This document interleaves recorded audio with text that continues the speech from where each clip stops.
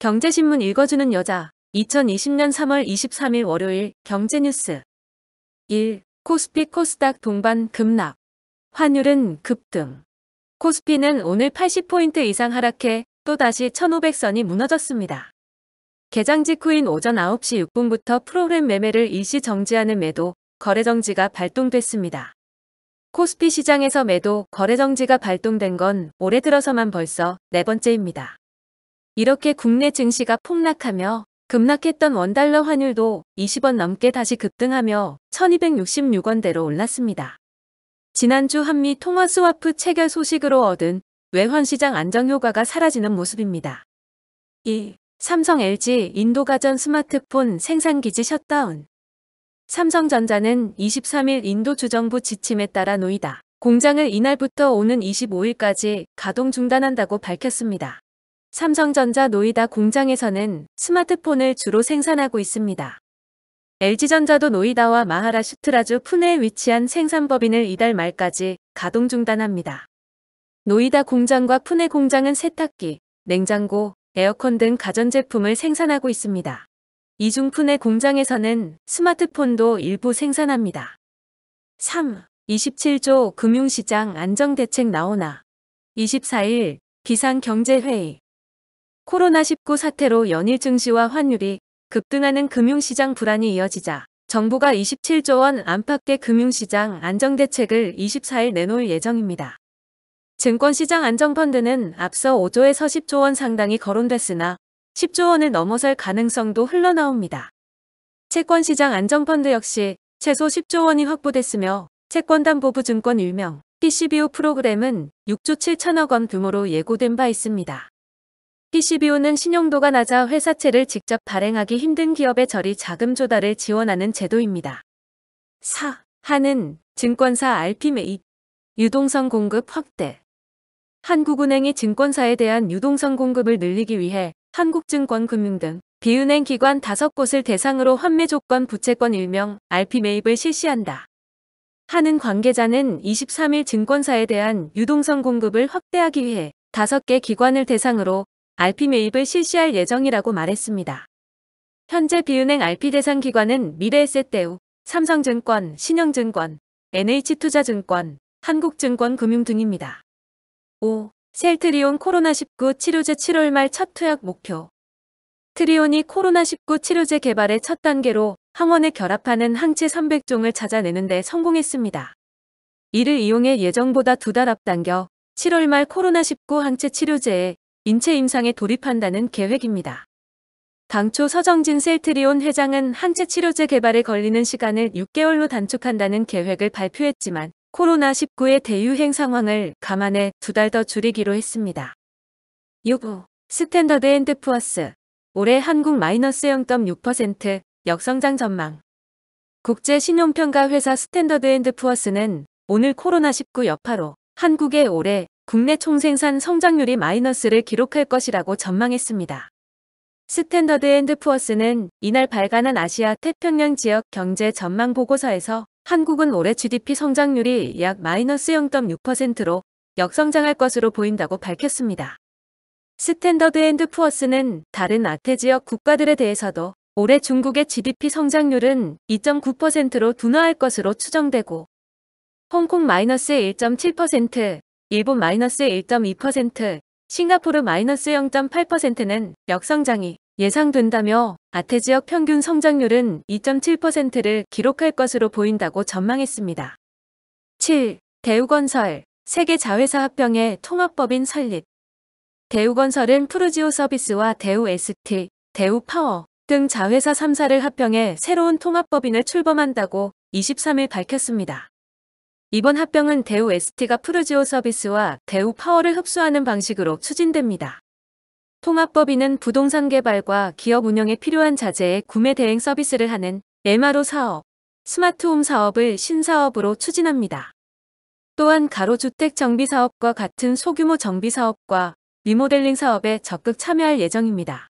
8. 저축은행 지난해 순이익 1.2조. 실적 건전성 증가. 저축은행의 지난해 실적이 크게 개선되고 건전성도 양호해졌습니다. 23일 금융감독원에 따르면 79개 저축은행의 지난해 당기순이익은 1조 2,723억 원으로 역대 최고치를 기록했습니다. 지난해 대출 확대 등으로 이자이익이 2,776억 원 늘어난 것이 순이익 증가의 원인으로 분석됩니다. 9. 고효율 가전제품 사면 오늘부터 최대 30만 원 환급. 산업통상자원부에 따르면 에너지 효율이 우수한 가전제품을 구매할 때 구매가의 10%를 환급하는 으뜸효율 가전제품 구매비용 환급 사업이 23일부터 시행됐습니다. 환급 대상 품목은 TV, 에어컨, 냉장고, 세탁기, 전기밥솥, 공기청정기, 김치냉장고, 제습기, 냉온수기, 진공청소기 등 10개입니다. 10. 3월 1에서 20일 일평균 수출 0.4% 감소. 16억 달러 무역 흑자. 3월 중순까지 일평균 수출액이 작년보다 소폭 줄었습니다. 23일 관세청은 이달 1에서 20일 수출이 307억 달러로 지난해 같은 기간보다 10% 늘어 27억 8천만 달러를 기록했다고 밝혔습니다. 하지만 조업일수가 16일로 작년보다 1월 5일 많은 것을 감안하면 하루 평균 수출액은 오히려 0.4% 줄었습니다. 10일 코로나19 팬데믹 타격 2분기 수출 전망 7년여 만에 최저. 한국무역협회 국제무역통상연구원이 23일 국내 915개 수출기업을 대상으로 조사해 발표한 올 2분기 수출산업 경기 전망 지수는 79.0입니다. 이는 지난 2013년 1분기 이후 7년 만에 최저치입니다. 지수가 100을 넘지 못하면 향후 수출 여건이 지금보다 악화될 것으로 본다는 뜻입니다. 12월 24일부터 회계부정행위 익명신고 가능해진다. 현재는 외부감사 대상회사 또는 그 감사인의 회계부정을 금융당국에 신고하려면 제보자는 실명을 밝혀야 했습니다. 이에 따라 실명신고 부담을 느껴 신고를 하지 못하는 사례가 있기 때문에 익명신고도 허용해야 한다는 문제제기가 있어 왔습니다. 다만 금융위는 허위제보 등에 따른 피해가 발생하지 않도록 제보 내용에 구체적인 회계부정 증빙 자료가 첨부되어 있고 명백한 회계부정으로 볼 수 있는 경우에만 감리에 착수할 예정이라고 밝혔습니다. 13. P2P 연체율 15.8%로 급등. 금융당국 소비자경보 발령. 금융위원회와 금융감독원은 이달 18일 기준으로 P2P 대출업체의 연체율이 15.8%로 지난해 말보다 4.4%포인트나 급등했다면서 이렇게 밝혔습니다. 프로젝트 파이낸싱과 부동산담보대출 등 부동산 관련 대출 상품을 취급하는 업체의 연체율이 특히 높습니다. 14. 4월 전국 아파트 입주 물량 3년 만에 최소. 23일 직방에 따르면 전국의 다음 달 입주 물량은 총 1만 6,667세대로 2017년 5월 이후 가장 적은 물량이 공급될 예정입니다. 이는 전달보다 1,676가구, 전년 같은 기간 대비 1,300가구 줄어든 물량입니다. 특히 수도권 입주 물량이 6,238세대로 지난달보다 32% 줄어들며 2개월 연속 감소하는 것으로 나타났습니다.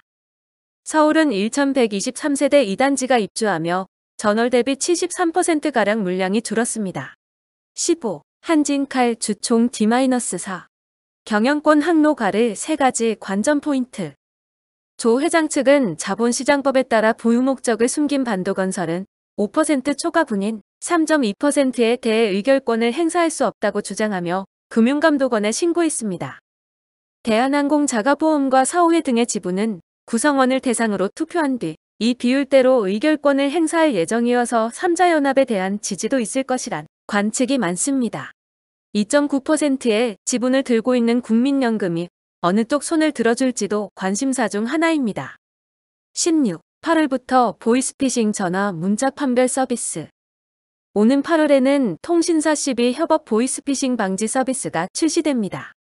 나이스 평가 정보 SKT, KT, LG U+ 등이 로밍 여부, 휴대전화 개통 주소지 정보, 개통 이력 정보, 착신 전환 정보 등 통신정보와 금융질서 문란 정보, 데이터 명의 도용 가해자 정보 등 금융정보를 함께 활용합니다. 이를 통해 대출 사기나 보험 사기와 같은 금융 사기를 판별해 안내합니다. 17. 달러갑 치솟자 달러예금 하루에만 1조 8천억 원가량 급증. 한국은행이 기준금리를 0.50%포인트나 내리는 B컷을 단행한 다음 날인 지난 17일 하루에 5대 은행의 달러예금은 14억 2,400만 달러, 원화로 1조 7,700억 원어치 급증한 것으로 집계됐습니다. 달러예금은 그 이후에도 18일 3억 9천만 달러, 19일 3억 9,500만 달러로 꾸준히 늘어 16일부터 4일간 늘어난 달러예금이 30억 7,700만 달러로 집계됐습니다. 18. 코로나의 10명 중 8명이 집밥 먹는다. 계약 연기와 재택근무로 방콕 시간이 늘어나면서 집밥을 먹는 비중이 무려 83%로 증가했습니다. 지난해보다 23.5%나 늘어난 수치입니다. 코로나19가 장기화되면서 직접 조리하겠다는 소비자도 증가하고 있습니다. 식료품 온라인 구매 비율은 1월 말 39.3% 수준이었지만 위기 경보가 심각 단계로 격상된 2월 23일 이후에는 44.2%까지 상승했습니다. 또 대면 접촉을 피하기 위해 대형마트보다는 동네 슈퍼마켓을 선호하는 것으로 조사됐습니다. 19. 신한금투, 헤리티지 DLS 투자금 50% 가지급. 신한금융투자가 원금 상환 지연이 발생해 손실이 우려되는 독일 헤리티지 파생결합증권 일명 DLS 투자 고객에게 원금의 50%를 가지급하기로 했다고 22일 밝혔습니다. 국내에는 신한금투 등 7개사가 5,200억 원가량을 2017년 중반부터 작년 초까지 판매했습니다. 그러나 독일 현지에서 인허가 문제 등으로 사업 난항을 겪으며 상환이 지연돼 만기를 맞이했으나 원리금을 상환받지 못한 금액이 2천억 원을 넘는 상태입니다. 20. 회사채 만기 쏟아진다. 기업대 4월 공포. 통상 4월은 회사채 발행이 가장 많고 만기가 돌아오는 회사채 규모도 가장 큽니다. 올해 1에서 12월이 만기인 국내 회사채 50조 8,727억 원어치 중 4월 한 달간 만기가 도래하는 회사채 규모는 6조 5,495억 원입니다. 회사채 만기 물량이 대거 쏟아지는 것은 최근 수년간 기업들이 저금리로 싸게 자금 조달에 나서면서 회사채를 많이 발행해서입니다. 그러나 최근 코로나19로 회사채 시장이 침체되면서 기업 신용 위험을 나타내는 신용 스프레드가 연일 커지고 있습니다. 2020년 3월 23일 월요일 경제뉴스 끝. 구독과 좋아요 그리고 공유 부탁드립니다.